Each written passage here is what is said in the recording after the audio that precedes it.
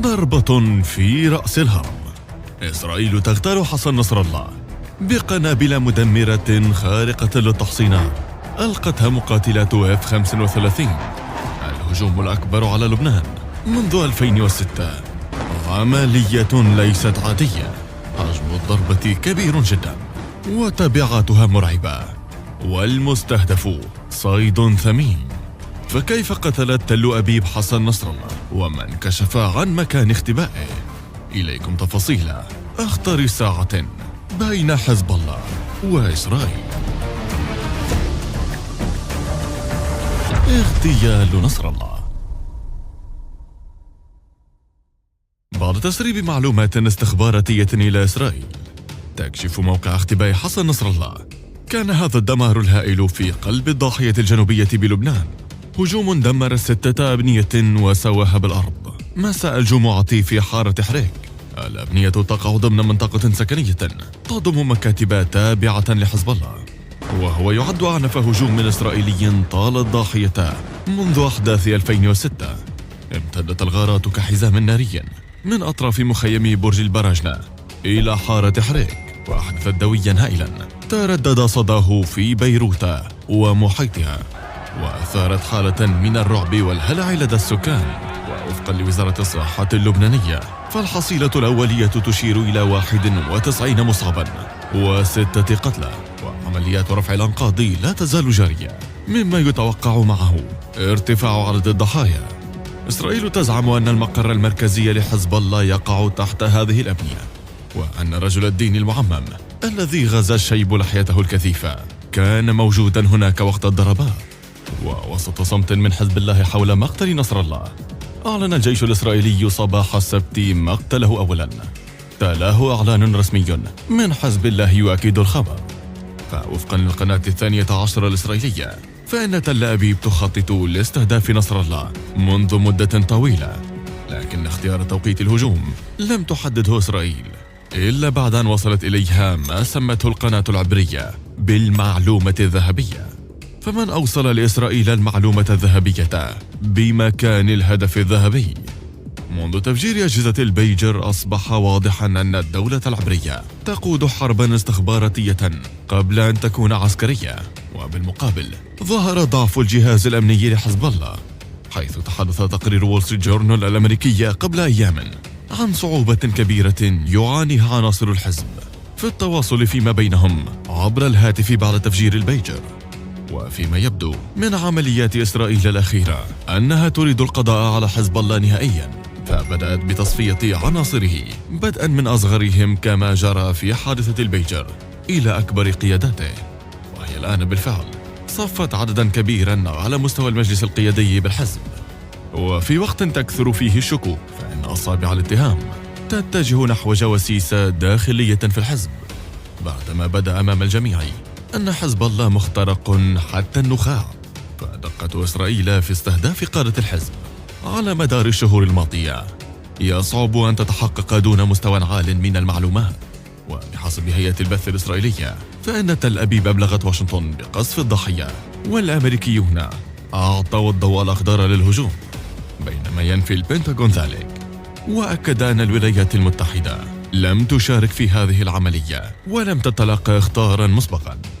وبغض النظر عن كون الهجوم تم بضوء أخضر أمريكي أم لا، فإنه تم تنفيذه بمقاتلات أمريكية وبقنابل أمريكية أيضا، إذ شنت الغارات مقاتلات F-35 باستخدام قنابل خارقة للحصول من طراز مارك 84 التي تزن 1000 يارات، وقد زودت بها الولايات المتحدة وإسرائيل منذ بدء حرب غزة، وهي قنابل مصممة لاختراق التحصينات وتدمير المباني بشكل كامل، وهي تسقط سقوطا حرا غير موجه ضمن ما يسمى بالقنابل الغبية، وتعد أكبر نسخة من سلسلة قنابل مارك 80.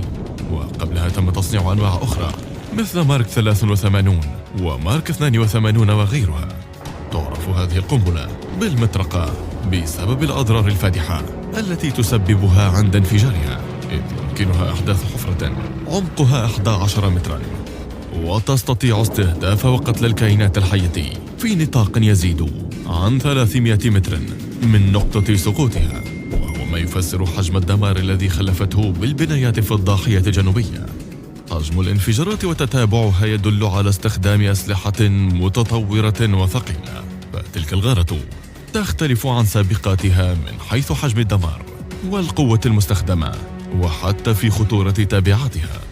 الجيش الإسرائيلي الآن يستعد لعدة سيناريوهات سواء كانت دفاعية أم هجومية، ورفع مستوى تأهبه إلى أقصى حد في البر والبحر وفي الدفاع الجوي استعدادا لتدهور الوضع، وعزز القيادة الشمالية بلواءي مشاة للاستعداد لمناورات برية في لبنان. والسيناريو الأكثر تطرفا يتضمن إطلاق إيران ليد حزب الله والحوثيين والسماح لهم بشن هجوم واسع بالصواريخ والطائرات المسيرة على الجبهة الداخلية لإسرائيل. وفي السيناريو الأكثر خطورة يمكن أن تشارك إيران نفسها في صراع مباشر بشن ضربات من أراضيها. وحتى الآن اختصر رد فعل حزب الله على إطلاق وابل من الصواريخ على مدينة صفد والعديد من المستوطنات والمواقع في الجليل. القائد المتخفي عن الأنظار. يعيش نصر الله منذ سنوات طويلة في الخفاء لأسباب أمنية. فمنذ عام 2006 تاريخ الحرب المدمرة التي خاضها حزب الله مع إسرائيل لم تتجاوز مرات ظهوره العلني أصابع اليد الواحدة، مثل تلك التي فاجأ فيها الآلاف من أنصاره عام 2011 خلال مسيرة عاشوراء في الضاحية الجنوبية لبيروت، ومشى بينهم لدقائق قليلة قبل أن يعود ليخطب فيهم عبر شاشة عملاقة ويقول أن حزبه يزداد تسليحا وتدريبا يوما بعد يوم. وبين حين وآخر تنشر له صورة مع قياديين مما يسمى محور المقاومة الذي تقوده إيران، ويتحدث بانتظام في مناسبات عدة دائما عبر الشاشات وغالبا أمام الآلاف من مناصريه الذين يعلقون أنظارهم به ويقاطعونه بالتصفيق والهتاف. وروى مسؤولون وصحفيون التقوا به خلال السنوات الأخيرة أنهم لم يعرفوا المكان الذي اقتادهم إليه عناصر أمن من الحزب وسط تدابير مشددة، وفي سيارات أسدلت على نوافذها ستائر سميكة. يقول عارفه أنه يتمتع بمعرفة واسعة في الشؤون الدينية والسياسية، وهو متحدث فصيح قادر على التحدث لوقت طويل دون أن يتردد أو يتلعثم. أما خصومه فينتقدون لهجة التحدي التي يتكلم بها والتي تقترن غالبا برفع سبابته اليمنى، ويعدونها ترهيبا للداخل اللبناني. في أوساط مناصريه يتمتع بهالة غير قابلة للماس وينادونه بالسيد أو أبو هادي نسبة لنجله الأكبر الذي قتل عام 1997 خلال معارك مع القوات الإسرائيلية في جنوب لبنان. يندر أن تتجرأ شخصية شيعية على انتقاده أو معارضته في مناطق نفوذ الحزب، ويتهمه خصومه السياسيون في لبنان بالارتهان لإيران والتحكم بقرار السلم والحرب في البلد، مهمشا الحكومات اللبنانية. انتخب نصر الله أمينا عاما للحزب عام 1992 بعد اغتيال تل أبيب سلفه عباس الموسوي مع زوجته وطفله وأشخاص آخرين في غارة جوية بجنوب لبنان. في عهده طور حزب الله قدراته العسكرية بدعم رئيسي من طهران التي تمده بالسلاح والمال، وبات يمتلك أسلحة دقيقة متطورة يؤكد أنها قادرة على أن توجه ضربات موجعة لإسرائيل.